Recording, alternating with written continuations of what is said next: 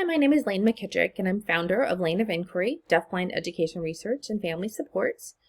I'm also a parent of 4 children, 2 who are deafblind due to Usher syndrome. This year, I had a role as a research analyst at the Center on Reinventing Public Education at the University of Washington, Bothell. A group of researchers at the center, including myself, were involved in COVID-specific education research. My specialty is special education and family research, and so that was my focus this past year in looking at COVID. Today I wanted to talk a little bit about school closures due to COVID and the implications for children who are deafblind.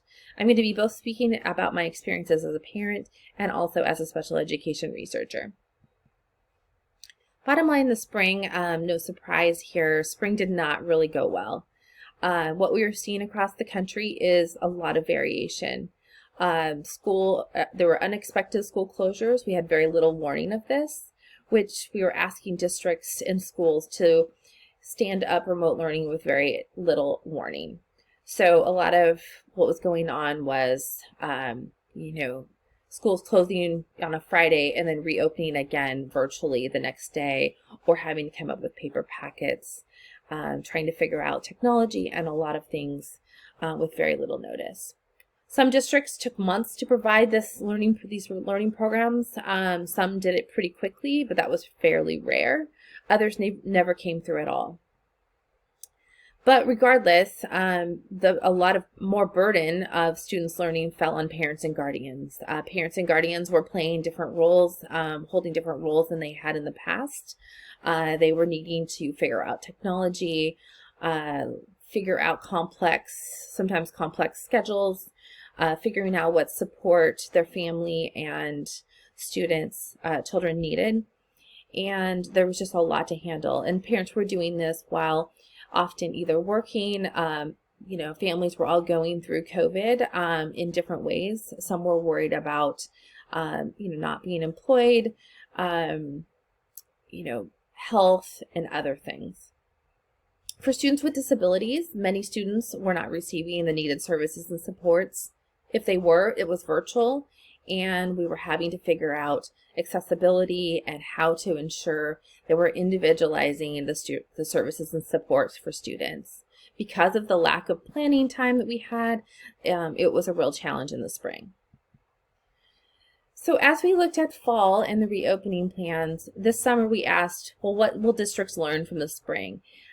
I know myself as a parent, I was really hoping that I would see signs of improvement. I would see a lot more communication with parents over the summer, more planning, more focus on special education. But while there were some obvious signs of improvement, ultimately the start of 2021 school year indicated that very few districts were fully prepared to meaningfully provide remote instruction. What happened this summer was that districts and schools were focused primarily on health and safety and scheduling issues, and there was very little mention about special education or instruction and what that was going to look like. Some districts that were under strong leadership, however, were charting new territory, but most districts just could not rise to meet the complex problems at hand this summer. So, and then there continued to be only minor mention of special education and reopening plans. In the spring, we saw very little mention of special education, and the same thing was happening as we were starting the fall. So this is a visual about showing what we were seeing when we were seeing mention of special education. 88% we were seeing of these districts mentioning that they were providing supports to students with special needs. But there was very little, this was just any mention of providing support, but very likely it was no detail about what that support was going to look like.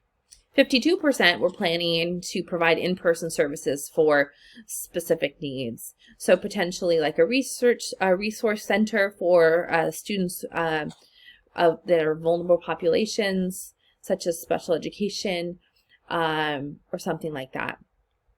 46% were planning to prioritize students with special needs for in-person instruction during hybrid learning.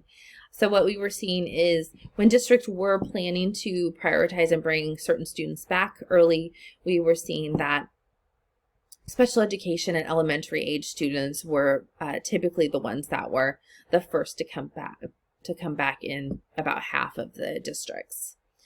There were also about a third had plans to provide interventions to support potential learning loss. The most promising district plans covered these 8 areas of focus. Like I said earlier, a lot of it was really focused this summer on those number 7 health and safety measures, and then also having the different scheduling, hybrid options, remote options. Is there a full-time online option for families? That kind of a thing. The communication was pretty uneven, as well as the focus on what educational services were available for vulnerable populations. So what is the current special education reality for parents? Many parents did not hear from their districts this summer like they had hoped. In-person prioritization for students with disabilities has been even unevenly implemented, and it still is today. A lot of parents still just don't really understand what that looks like, or even when that is going to happen. There's continued uncertainty with how services and supports are delivered. An example for students who are deafblind, what is possible for orientation mobility? When will we be able to go back in person to be able to do white cane training and things like that really require that in-person support? Accessibility remains an issue for many students. For some students, it's just a matter of figuring out how to provide accommodations in Zoom. But for others, accessibility, getting the right technology and supports. But for other students, it's just unreasonable to think that we're going to be able to and have expectations that certain students are going to be able to attend to a Zoom meeting at all or for a long period of time during the day. There's a lack of detail still around how to address learning loss and what that looks like. This summer, there was very little mention about compensatory services and what that looks like. I'm really hoping that as we go into the second half of the school year and the summer that we'll see more information about that. And, we saw that the importance of parents as partners. For those of you who know me, know that my research is focused on collaboration and relationships and how families can work together with the entire IEP team to make sure that the students' needs are met. But we found that this partnership is more important than ever before because, like I mentioned, parents are playing these very different roles than they have in the past. Special education implications and what this looks like when this is done. So I wrote a blog about the fact that special education cannot be an afterthought because of the lack of information and detail that we saw in these reopening plans. So what does it look like when this is done? I have seen some instances where this has been done well. And what that entails is special education needs to be at the forefront of the planning. We need to ensure that there are special educators on the leadership team that is coming up with and determining the planning for these different instructional modalities. We need to build in collaboration time for general and special educators because that's more important than ever before. We need to listen to students' needs and develop individualized solutions to meet these needs. We saw this, I did some case studies of some schools that were doing a really great job at this. They started out the spring and it was a real challenge. They did this one-size-fits-all program and they realized that this program did not work for students with disabilities, and each student had needed to have an individualized solution in order to figure out how to best access the information that was coming at them. We need to ensure that special education is included in the planning, making sure that they're thought of every step in the way at the beginning and not as an afterthought.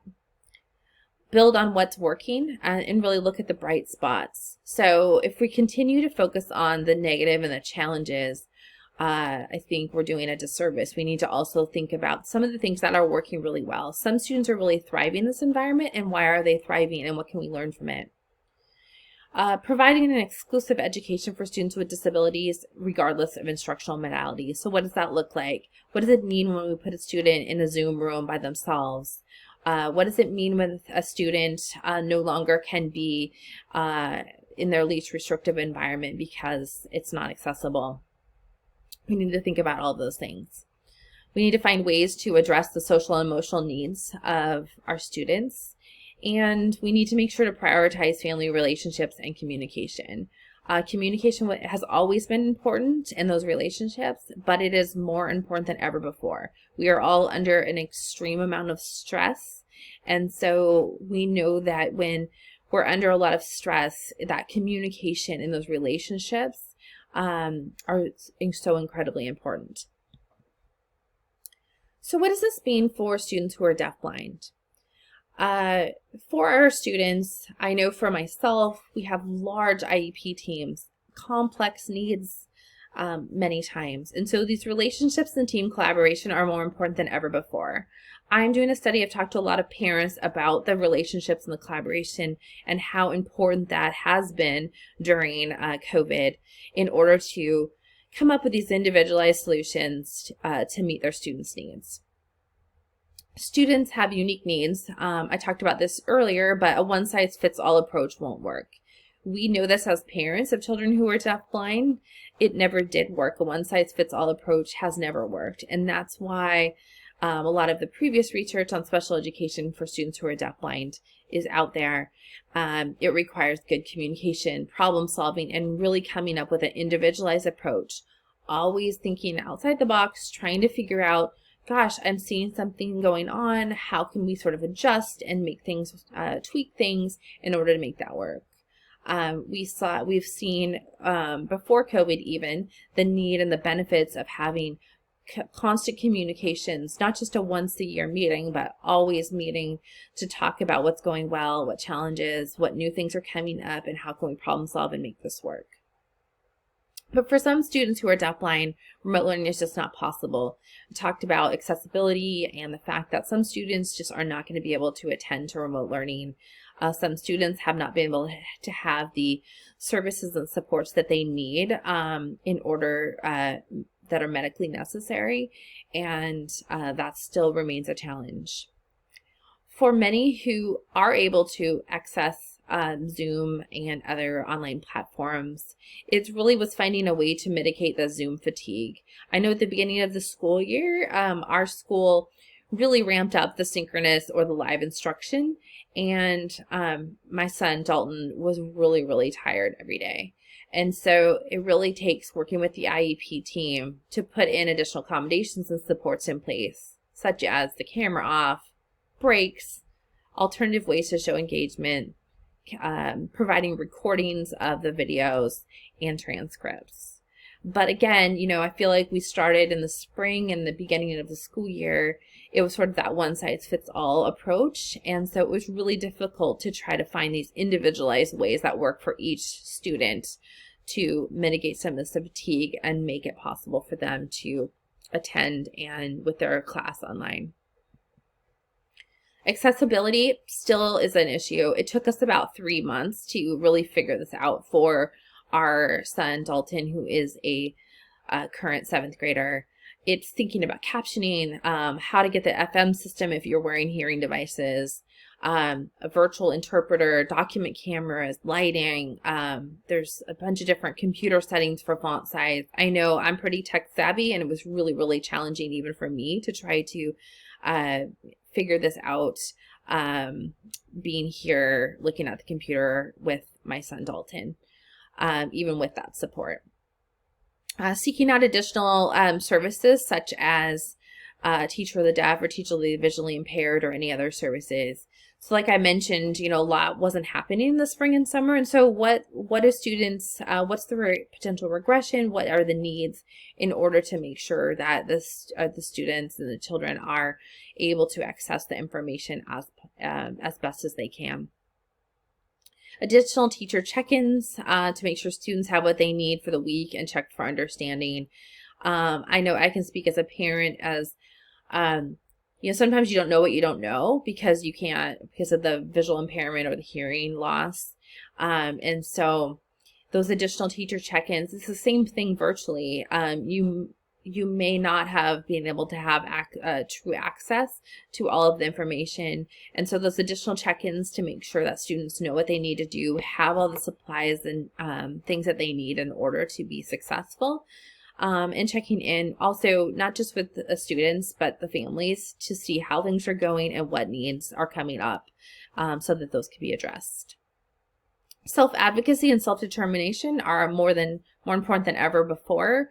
I've done a lot of research on self-determination and self-advocacy. It's something that we've worked on a lot with my children, because things like cane instruction and things like that are not possible right now. This is a good opportunity to work on some of the skills that sometimes because we just have so many different priorities, we just don't have the time. So now's a good time to focus on some of those parts of the expanded core curriculum that we may not have had time before.